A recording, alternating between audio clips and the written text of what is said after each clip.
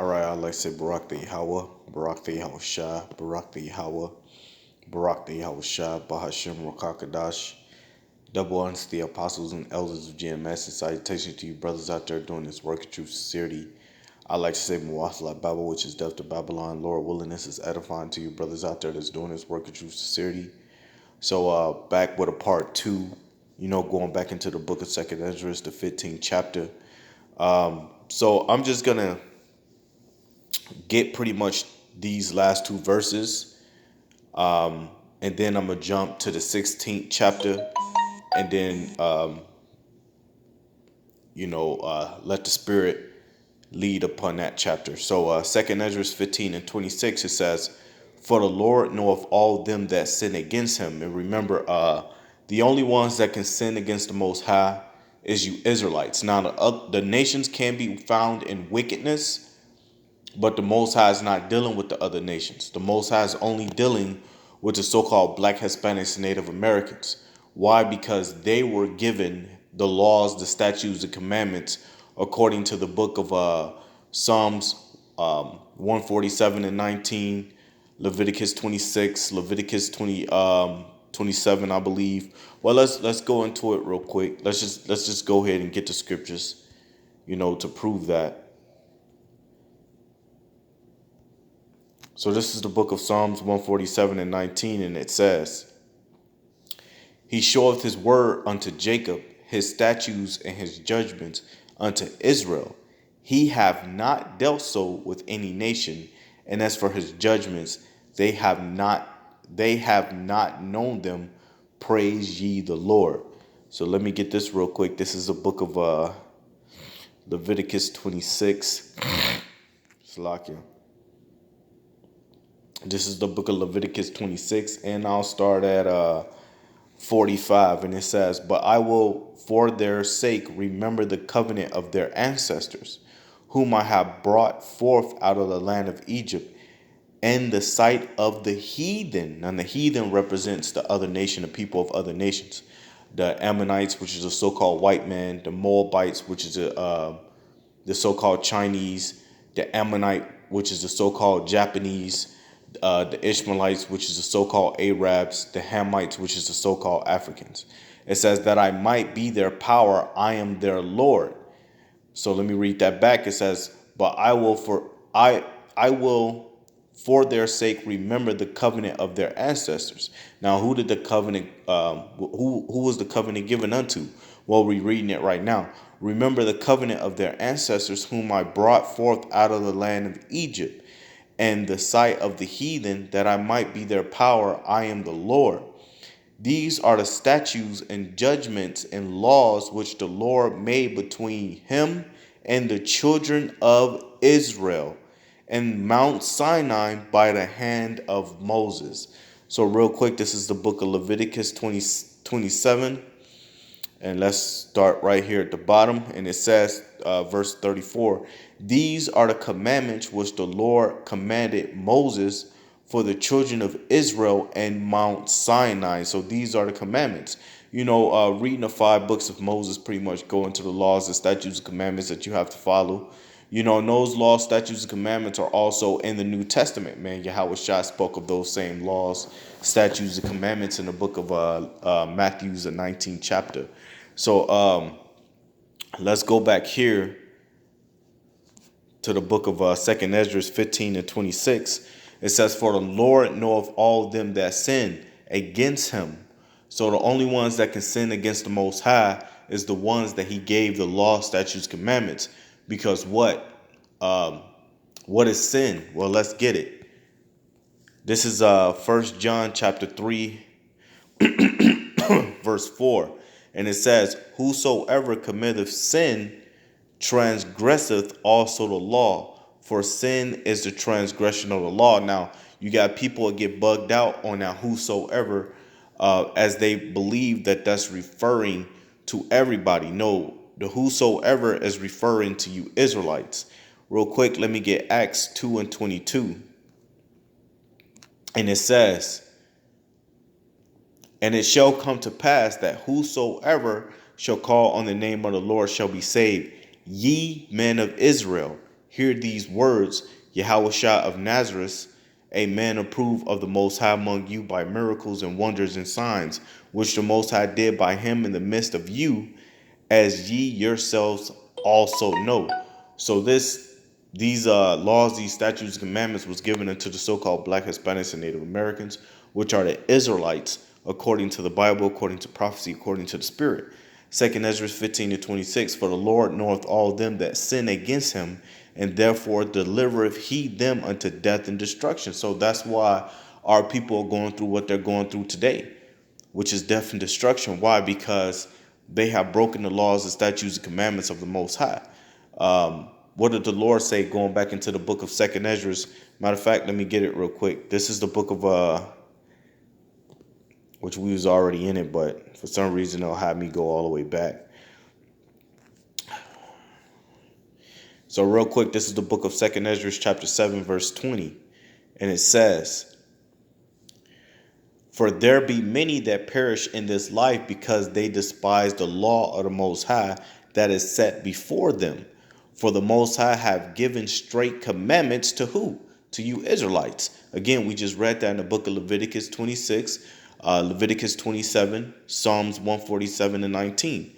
It says, for there be many that perish in this life because they despise the law of the Most High that is set before them. For the Most High have given them straight commandments to such as came what they should do to live, even as they came and what they should observe to avoid punishment. But our people are being punished right now because they've broken the law, statutes, and commandments of the Most High. So let's keep reading. Nevertheless, they were not obedient unto him, but spake against him and imagined vain things, and deceived themselves by their wicked deeds, and said of the Most High that he is not, and knew not his ways. It says, but his law have they despised, and denied his covenant and his statutes. Have they not been faithful? We have not performed his works. So real quick, let me get this. This is the book of where are you now? 2 Kings chapter 17, verse 15. And it says, and they rejected. So let me start at 13. It says, yet the Lord testified against Israel and against Judah by all the prophets and by all the seers, saying, turn ye from your evil ways and keep my commandments and my statutes, according to all the law which I commanded your fathers, and which I sent to you by my servants the prophets. Notwithstanding, they would not hear, but hardened their necks, like to the neck of their fathers. They did not believe in the Lord their power, and they rejected his statutes and his covenants that he had made with their fathers, and his testimonies which he testified against them. And they followed vanity and became vain, and went after the heathen that were round about them, concerning whom the Lord had charged them that they should not do like them. And they left all the commandments of the Lord their power, and made them molten images, even 2 calves, and made a grove, and worship all the host of heaven, and served Baal. So these was the sons and daughters of Jacob, the children of Israel. So real quick, let me grab this. This is the book of Psalms. I believe it's Psalms the 16th chapter, 4 and 4. This is Psalm 16 and 4. And it says, but to the saints are you so-called Black, Hispanics, and Native Americans, you Israelites. It says, but to the saints that are in the earth, and to the excellent, and whom is all my delight, their sorrows shall be multiplied that hasten after other God. Their a drink offering of blood will I not offer, nor take up their names unto my lips. So that's why Israel is going through all these sufferings. Getting shot by their enemy, which is a so-called white man on the streets, being put in the ghettos, being drugged up, having the guns to kill each other. Why? Because these are the things that's going to be brought upon you for breaking the laws, the statutes, commandments of the Most High. So again, let's go back here to 2 Ezra 15, and where Where were we now? Salakia. So 2nd Ezra chapter 15, verse 26. And it says, "For the Lord knoweth all them that sin against him." So again, the law, statutes, and commandments only pertaineth unto you Israelites, not the other nations. "And therefore delivereth he them unto death and destruction." So we already read why. Because you break his law, statutes, and commandments. So this is 27. "For now are the plagues come upon the whole earth, and ye shall remain in them. For the Most High shall not deliver you, because you have sinned against him." So that's going into you 2/3. Going back into the book of Zechariah, man. So the Most High said he's going to plague. He says, "For now are the plagues come upon the whole earth." And what was the plagues? Well, let's go back up to 5, verse 5. "Behold, saith the Lord, I will bring plagues upon the world, the sword, famine, death, and destruction." Why? Because wickedness is exceedingly polluted on the whole earth, man. So let's go here real quick. This is the book of Deuteronomy, chapter 28, verse 61. And it says, "Also every sickness and every plague which is not written in the book of this law, them will the Lord bring upon thee until thou be destroyed." So let's go here. We're going to go ahead and jump to 2nd Ezra, the 16th chapter. Let's go ahead and do that. This is 2nd Ezra 16 and 1. It says, "Woe be unto thee, Babylon and Asia. Woe be unto thee, Egypt and Syria. Gird up yourselves with cloth of sack and hair. Bewail your children and be sorry, for your destruction is at hand." The Most High is about to bring destruction to the other nations, man. Ultimately, it's gonna be vengeance. By the hand and the power of Yahweh Shemel Shah, according to the book of Ezekiel 25 and 12, and the book of Ezekiel 35 and 5. And it says, "A sword is sent upon you, and who may turn it back?" And what is that sword? Those thermonuclear missiles. The World War III that's coming. That's going to end all wars.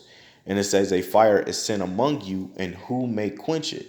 Plagues are sent unto you, and what is he that may drive them away?" It says, "May any man drive away an hungry lion in the wood, or may any one quench the fire in stubble when it had begun to burn? May one turn again the arrow that is shot of a strong archer? The mighty Lord sendeth the plagues, and who is he that can drive them away?" Right? So who is he that can drive them away? That which the Most High brings, he can take away. So only the Most High have control over those things.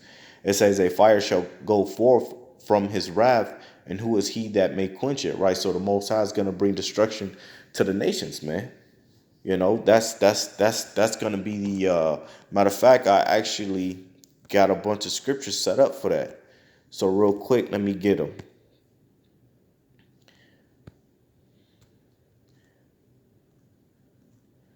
Real quick. Salakia.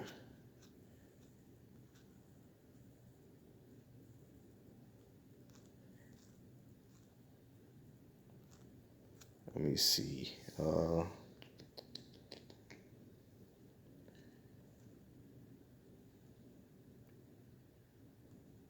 Let me see here.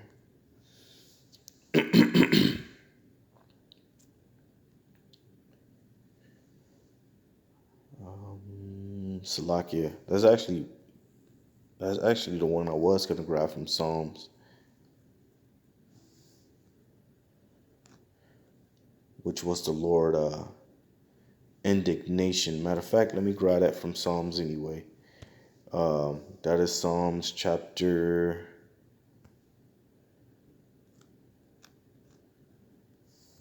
Let me see. Right, Salakia, man. I'm just looking for these. I wrote down a couple notes. I had a couple scriptures for these heathens. Right here it is. So this is Psalm 7 and 12. It says, "If he turn not, he will whet his sword. He hath bent his bow and made it ready. He have also prepared for him the instruments of death. He ordaineth his arrows against the prosecutors. So the prosecutors, and who are the prosecutors? Well, let's grab this real quick. This is Zechariah chapter 8, verse 13. And it says, "And it shall come to pass that as you were a curse among the heathen, O house of Judah and house of Israel, so will I save you, and ye shall be a blessing. Fear not, but let your hands be strong." Why? Because the Most High is about to bring destruction to the other nations. The other nations have had a part in the captivity of you so-called Black, Hispanics, and Native Americans. You know, that's why the scriptures tell you in Zechariah chapter 1, verse 15, and it says, "And I am very sore displeased with the heathen that are at ease, for I was but a little displeased, and they helped for the affliction." So the Most High is going to bring destruction to these nations for having a part in your captivity. So it says, 2 Ezra 16:7, it says, "May one turn again the arrow that is shot of a strong archer. The mighty Lord sendeth the plagues, and who is he that can drive them away? A fire shall go forth from his wrath, and who is he that may quench it?" So the Lord is preparing those thermonuclear missiles. It says, verse 10, "He shall cast lightning, and who shall not fear? He shall thunder, and who shall not be afraid?" It says, "The Lord shall threaten, and who shall not be utterly beaten to powder at his presence." It says, "The earth quaketh, and the foundation thereof. The sea arises up with waves from the deep, and the waves of it are troubled, and the fishes thereof also before the Lord, and before the glory of his power. For strong is his right hand that bendeth the bow. His arrows that he shooteth are sharp, and shall not miss when they begin to be shot into the ends of the world," which is prophecy. You know, that's going into the ICBMs, the intercontinental ballistic missiles. You know, those missiles that are constantly being mentioned on the alternate news. And it says, "Behold, the plagues are sent." And we just read those plagues going back into the book of 2 Ezra 15 and 5. It says, "Behold, the plagues are sent and shall not return again until they come upon the earth. The fire is kindled and shall not be put out till it consume the foundation of the earth." So what is that, man? That's going back into those thermonuclear missiles. "Like as an arrow which is shot of a mighty archer," and always bring out that movie Robin Hood with Jamie Foxx, man. Jamie Foxx was in there with them arrows like a beast. It says, "Behold, the plagues are sent and shall not return again until they come upon the earth. The fire is kindled and shall not be put out till it consume the foundation of the earth. Like as an arrow which is shot of a mighty archer returneth not backward, even so the plagues that shall be sent upon the earth shall not return again." So let me go ahead and keep going. It says, woe is me, who will deliver me in those days?" So Ezra says, woe is me, who will deliver me in those days? And the scriptures tell you, "For the Lord shall save the afflicted." You know, what is that? I think that was, I want to say that was Psalms. I could be wrong. I think that's Psalms, the 21st chapter. Actually, this is what I wanted to go into as well, but it's about the anger of the Lord. Actually, let me grab this, and then I'm gonna find that Psalms I was talking about. Psalms 21 and 9. It says, "Thou shalt make them a fiery oven in the time of thine anger. The Lord shall swallow them up in his wrath, and the fire shall devour them. Their fruit shall thou destroy from the earth, and their seed from among the children of men. For they intend evil against thee, they imagine a mischievous device which they are not able to perform." It says, "Therefore shalt thou make them turn their back when thou shalt make ready thine arrows upon thy strings against the face of them." So the Most High is going to bring total destruction to them. But again, the Most High is going to save Israel out of that destruction.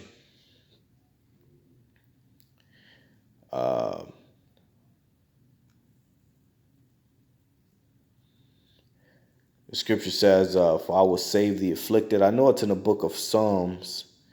I just forget what chapter. Right here it is. No, that's not it, Salakia. Let me try to find it. I forget what chapter it's in. But the Lord said, "For I will save the afflicted." Let me see here.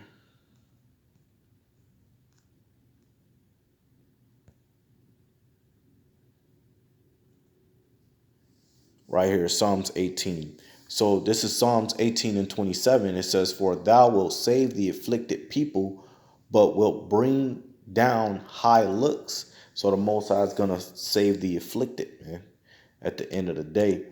So here, and it says, woe is me, who will deliver me in those days? It says, the beginning of sorrows and great mourning is the beginning of famine and great death, the beginning of wars, and the power shall stand in fear, the beginning of evils. What shall I do when these evils shall come? And what you should do is trust in Yahweh Bashim Shai. The scripture says, he that trusteth in the Lord shall be delivered out of the times of trouble, to roughly paraphrase it. It says, behold, famine and plagues, tribulation and anguish are sent as scourges for amendments. It says, but for all these things they shall not turn from their wickedness, nor be always mindful of their scourges. So you people are still going to be wicked as this destruction cometh, as this hell approaches. Behold, vexual shall be so good cheap upon the earth that they shall think themselves to be in good case. It's going to come a time where when the economy gets to the point, in other words, to its lowest point, they're going to start selling products a lot cheaper, and you people going to believe that you're in good case. It says, behold, vexual shall be so good cheap upon the earth that they shall think themselves to be good in good case, and even then shall evils grow upon the earth, sore, famine, and great confusion. And you know, one thing is that Esau, he can play with the numbers, man. You know, the economy could be way worse than what you believe it is, because Esau could play with the numbers.